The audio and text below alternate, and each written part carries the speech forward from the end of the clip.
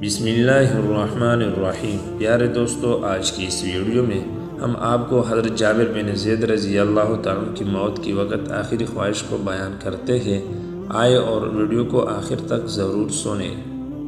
جب حضرت جابر بن زید رضی اللہ تعالیٰ کے انتقال کا وقت آیا تو ان سے پوچھا گیا، آپ کیا پسند کرتے ہیں؟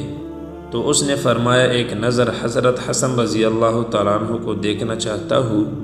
تو یہ پیغام حضرت حسن رضی اللہ تعالیٰ عنہ کو پہنچا دیا گیا تو وہ ان کے پاس تشریف لائے اور ان سے فرمایا، اے جابر، آپ کا کیا حال ہے؟ تو اس نے فرمایا، حکم خداوندی یعنی موت کو واقع ہونے والا پاتا ہوں۔ اے ابو سعید، مجھے ایسے حدیث بیان کرو جس کو آپ نے جناب رسول کریم صلی اللہ علیہ وسلم سے سنا ہو۔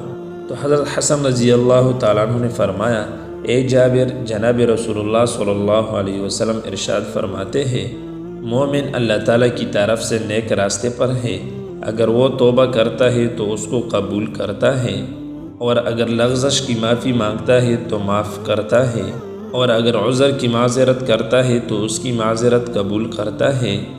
اس کی علامت یہ ہے کہ مومن اپنی روح نکلنے سے پہلے اپنے دل میں ٹھنڈک محسوس کرتا ہے۔ تو حضرت جابر رضی اللہ تعالیٰ عنہ نے فرمایا، اللہ اکبر، میں اپنے دل میں ٹھنڈک محسوس کر رہا ہوں۔